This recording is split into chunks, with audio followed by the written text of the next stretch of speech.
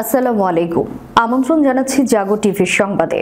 আপনাদের সাথে আছি আমি মমতাজ শাহিন রুম্পা। শুরুতেই জানিয়ে দিব আপডেটগুলো। শিক্ষার্থী এবং বিরোধী দলীয় নেতাকর্মীদের গণগ্রেপ্তার বন্ধে অ্যামনেস্টির কঠিন বার্তা।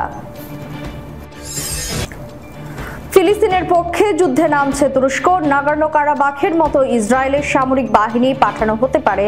জাস্টিস পার্টির সমাবেশে এবার ইসরায়েলকে ঢুকে আক্রমণের হুঁশিয়ারি এরদোগানের।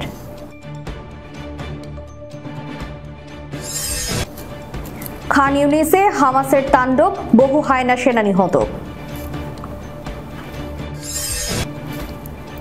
সাদ্দামের মতো পরিণতি হবে এরদোগানের, সতর্ক বার্তা ইসরায়েলের। যুদ্ধের দ্বার প্রান্তে ইসরায়েল, হিজবুল্লাহ। বৈরুত বিমানবন্দরে ফ্লাইট বাতিলের হিড়িক। যুক্তরাজ্য কপরদকহীন হয়ে গেছে, ভেঙে পড়েছে ঘোষণা নতুন স্টারমার সরকারের। শুনছিলেন শিরোনাম, এবারে বিস্তারিত। বাংলাদেশে কোটা সংস্কার আন্দোলনকারী শিক্ষার্থী এবং বিরোধী দলের নেতাকর্মীদের গণগ্রেপ্তার বন্ধের আহ্বান জানিয়েছে আন্তর্জাতিক মানবাধিকার সংগঠন অ্যামনেস্টি ইন্টারন্যাশনাল। সংগঠনটি বলছে, শান্তিপূর্ণ আন্দোলন কোনো অপরাধ নয়। সোমবার বাংলাদেশে গণগ্রেফতার বন্ধের আহ্বান জানিয়ে নিজেদের ভেরিফাইড অ্যাকাউন্ট এক্সে একটি পোস্ট করেছে সংগঠনটি। এতে সংশ্লিষ্ট কর্তৃপক্ষের প্রতি গণগ্রেফতার বন্ধের আহ্বান জানানো হয়েছে। বিভিন্ন গণমাধ্যমের খবরকে উদ্ধৃত করে সংগঠনটি বলেছে, বাংলাদেশে কোটা সংস্কার আন্দোলনকারী এবং বিরোধী দলের নেতাকর্মীদের গণগ্রেফতার করছে নিরাপত্তা বাহিনীর সদস্যরা। এছাড়া গণগ্রেপ্তারের পর অনেকেরই এখনো কোনো খোঁজ পাওয়া যায়নি। আন্দোলনে আহত হয়ে হাসপাতালে চিকিৎসা নিচ্ছিলেন এমন শিক্ষার্থীদেরও আটকের খবর পাওয়া গেছে। শনিবার একটি ভার্চুয়াল সংবাদ সম্মেলনে বৈষম্য বিরোধী ছাত্র আন্দোলনের একজন সমন্বয়ক অভিযোগ করেন, সারা দেশে কমপক্ষে ৩,৫০০ শিক্ষার্থীকে আটক করেছে আইন শৃঙ্খলা বাহিনীর সদস্যরা। অ্যামনেস্টি ইন্টারন্যাশনাল বাংলাদেশ কর্তৃপক্ষকে অবিলম্বে ছাত্র এবং বিরোধী সদস্যদের গ্রেফতারে বেপরোয়া অভিযান বন্ধের আহ্বান জানিয়েছে, কেননা শান্তিপূর্ণ আন্দোলন কোনো অপরাধ নয়। উল্লেখ্য, কোটা সংস্কার আন্দোলনকে কেন্দ্র করে রাজধানী সহ দেশের বিভিন্ন স্থানে বাড়ি বাড়ি গিয়ে শিক্ষার্থী এবং বিরোধী দলের নেতাকর্মীদের গ্রেফতার করছে নিরাপত্তা বাহিনীর সদস্যরা। তাদের দাবি, আন্দোলনকে কেন্দ্র করে যারা সহিংস আচরণ করেছে তাদের খুঁজে বের করতে এই অভিযান পরিচালনা করছে তারা। ফিলিস্তিনের পক্ষে যুদ্ধে নামছে তুরস্ক। নাগর্নো কারাবাখের মতো ইসরায়েলের সামরিক বাহিনী পাঠানো হতে পারে। জাস্টিস পার্টির সমাবেশে এবার ইসরায়েলে ঢুকে আক্রমণের হুঁশিয়ারি এরদোগানের। তুরস্কের প্রেসিডেন্ট রিসেপ তাইপ এরদোগান হুঁশিয়ারি উচ্চারণ করে বলেছেন, চূড়ান্ত পর্যায়ে তাঁর দেশ তুরস্কের সেনারা ইসরায়েলে হামলা চালাতে পারে। গতকাল তুরস্কের ক্ষমতাসীন জাস্টিস অ্যান্ড ডেভেলপমেন্ট পার্টির সমাবেশে এই হুমকি দেন তিনি। এরদোগান বলেন, আমাদেরকে অবশ্যই শক্তিশালী হতে হবে যাতে ইসরায়েল ফিলিস্তিনি জনগণের উপর হামলা চালাতে না পারে। তিনি আরো বলেন, আমরা যেভাবে নাগর্নো কারাবাখে কিংবা লিবিয়ায় প্রবেশ করেছি, ঠিক একইভাবে আমরা ইসরায়েলে প্রবেশ করব। এমন কিছু নেই যে আমরা করতে পারি না, এজন্য আমাদেরকে অবশ্যই শক্তিশালী হতে হবে। তুর্কি প্রেসিডেন্ট তার এই বক্তব্যের মধ্য দিয়ে লিবিয়ার গৃহযুদ্ধে আঙ্কারার সক্রিয় অংশগ্রহণ এবং আজারবাইজান ও আর্মেনিয়ার মধ্যে কারাবাখ অঞ্চল নিয়ে সংঘাতের প্রতি ইঙ্গিত দেন। নাগর্নো কারাবাখ সংঘাতে আজারবাইজান বিজয়ী হয় এবং তুরস্ক এবং ইসরায়েল দুই পক্ষেরই সমর্থন লাভ করে, কিন্তু এই সংঘাতে তুরস্কের সামরিক বাহিনীর সরাসরি অংশগ্রহণের খবর এখন পর্যন্ত বের হয়নি। এরদোগান বিভিন্ন সময় ফিলিস্তিনিদের জন্য বড় সমর্থক হিসেবে নিজেকে ঘোষণা করলেও ইসরায়েলের বিরুদ্ধে সরাসরি হামলার হুমকি কখনো দেননি। অবরুদ্ধ গাজার খান ইউনিসে হামলায় বহু ইসরায়েলি সেনা হতাহত হয়েছে বলে দাবি করেছে ফিলিস্তিনের প্রতিরোধ গোষ্ঠী ইসলামিক জিহাদ।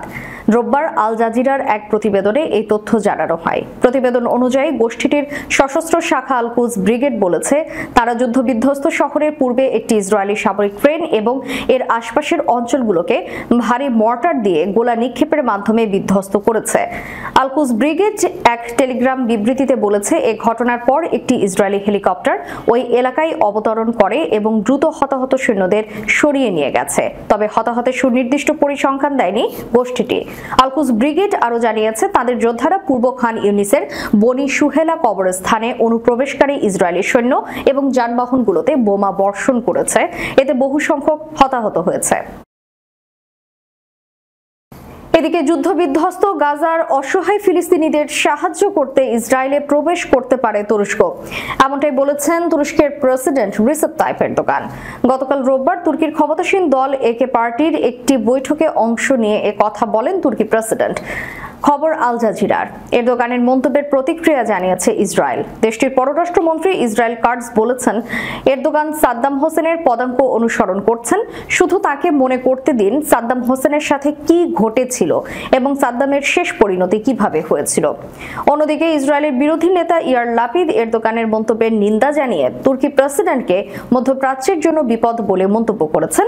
সামাজিক যোগাযোগ মাধ্যম এক্সে এই পোস্ট লাপিদে বলেন, প্রেসিডেন্ট এরদোগান আবারও কটূক্তি করছেন, তিনি মধ্যপ্রাচ্যের জন্য বিপদ।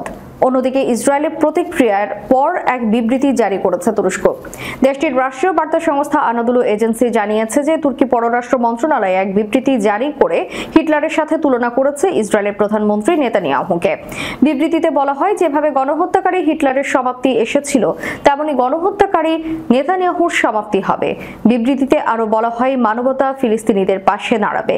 আপনি ফিলিস্তিনিদের ধ্বংস করতে সক্ষম হবেন না। মধ্যপ্রাচ্যে আবারও বাজছে যুদ্ধের দামামা। যে কোনো মুহূর্তে পূর্ণমাত্রার যুদ্ধে জড়াতে পারে ইসরায়েল ও লেবানিজ সশস্ত্র গোষ্ঠী হিজবুল্লাহ। এই আশঙ্কায় লেবাননের বৈরুত বিমানবন্দরে ফ্লাইট বাতিলের হিড়িক পড়েছে। সোমবার জার্মান বিমান পরিবহন সংস্থা লুফটহানসা জানিয়েছে, তাদের অধীনস্থ সুইস ইন্টারন্যাশনাল, ইউরোইংস এবং লুফটহানসার জন্য বৈরুত যাওয়া আসার 5টি রুটে ফ্লাইট চলাচল আগামী 30 জুলাই পর্যন্ত স্থগিত করা হয়েছে। বাড়তি সতর্কতার কারণে এই পদক্ষেপ নেওয়া হয়েছে বলে জানিয়েছে তারা। গত শনিবার ইসরায়েলের দখলকৃত গোলান উপত্যকায় একটি রকেট হামলায় শিশুসহ 12 জন নিহত হন। গত 7 অক্টোবর হামাসের হামলার পর ইসরায়েলি দখলকৃত এলাকায় এটি সবচেয়ে প্রাণঘাতী আক্রমণ। এই হামলার জন্য হিজবুল্লাহকে দায়ী করেছে ইসরায়েল, যদিও এই অভিযোগ অস্বীকার করেছে ইরান সমর্থিত লেবানিজ গোষ্ঠীটি। তবে এর উত্তেজনার জের ধরে যে কোনো সময় দুপক্ষের মধ্যে পূর্ণ মাত্রায় যুদ্ধ শুরুর আশঙ্কা তৈরি হয়েছে। গোলান উপত্যকায় হামলার জবাব দেওয়ার ব্যাপারে গত রোববারই অনুমোদন দিয়েছে ইসরায়েলি মন্ত্রিসভা।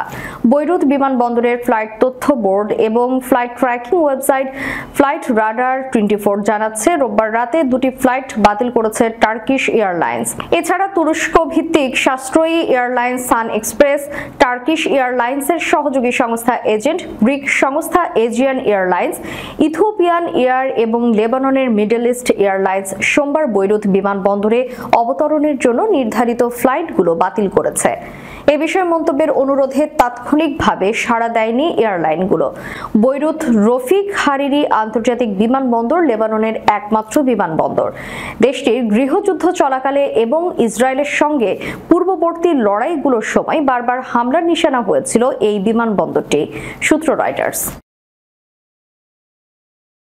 এদিকে যুক্তরাজ্যের নবনির্বাচিত লেবার পার্টির সরকার এক ঘোষণায় বলেছে, দেশ নিঃস্ব ও ভগ্ন হয়ে পড়েছে।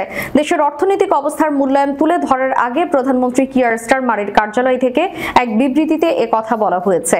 দেশে 2000 কোটি পাউন্ডের ঘাটতি থাকার কথা সোমবার পার্লামেন্টের নিম্নকক্ষ হাউস অব কমন্সের ভাষণে তুলে ধরবেন অর্থমন্ত্রী রাসেল রিভস। সেখানে এই আর্থিক ঘাটতির জন্য পূর্বসূরি কনজারভেটিভ পার্টির সরকারকে দোষারোপ করার চেষ্টা করবে ক্ষমতাসীন নতুন বামপন্থী সরকার, যা কর বাড়ানোর পথ সুগম করবে বলেই মনে করছেন বিশ্লেষকরা। গত 4 জুলাই যুক্তরাজ্যের সাধারণ নির্বাচনে লেবার দলের জয়ের পরে রিভস সরকারি ব্যয় মূল্যায়ন করে দেখার নির্দেশ দিয়েছিলেন। 3 সপ্তাহের ওই মূল্যায়নের পর কনজারভেটিভ পার্টির 14 বছরের শাসন আমল শেষে পাওয়া আর্থিক পরিস্থিতি নিয়ে বিপর্যস্ত অবস্থার কথাই ঘোষণা করল স্টারমার সরকার। তারা বলছে, দেশের অর্থনৈতিক পরিস্থিতি যতটুকু খারাপ ধারণা করা হয়েছিল সেটি তার চেয়েও খারাপ। প্রধানমন্ত্রী স্টারমারের কার্যালয়ের বিবৃতিতে বলা হয়, মূল্যায়নে দেখা যাচ্ছে যুক্তরাজ্য কর্পোদ্যোগহীন হয়ে পড়েছে, ভেঙে পড়েছে। অর্থনীতি এবং জনসেবার ক্ষেত্রে জনবাদী রাজনীতি যেই জগাখিচুড়ি অবস্থা তৈরি করেছে তাই সামনে আসছে। আগে সরকার চলতি বছরের জন্য গুরুত্বপূর্ণ সব খাতে অর্থ বরাদ্দের অঙ্গীকার করেছে। সেই অর্থ কোথা থেকে আসবে তা না জেনেই এই বিষয়টি প্রকাশ্যে আসছে বলে জানানো হয় বিবৃতিতে। কনজারভেটিভ পার্টি অবশ্য লেবারের মূল্যায়নে দেশের অর্থ ব্যবস্থায় এসব কালো গহ্বর থাকার ঘোষণা নাকচ করেছে। তারা বলছে, কর বাড়ানোর জন্য অজুহাত হিসেবে লেবার পার্টি অর্থনৈতিক দুর্দশার কথা ফুপিয়ে ফুলিয়ে বলছে। দর্শক, শেষ করার পূর্বে সংবাদ শিরোনামগুলো জানিয়ে দিব আরো একবার। শিক্ষার্থী এবং বিরোধী দলীয় নেতাকর্মীদের গণগ্রেপ্তার বন্ধে অ্যামনেস্টির কঠিন বার্তা। ফিলিস্তিনের পক্ষে যুদ্ধে নামছে তুরস্ক। নাগোর্নো কারাবাখের মতো ইসরায়েলের সামরিক বাহিনী পাঠানো হতে পারে। জাস্টিস পার্টির সমাবেশে এবার ইসরায়েলকে ঢুকে আক্রমণের হুঁশিয়ারি এরদোগানের।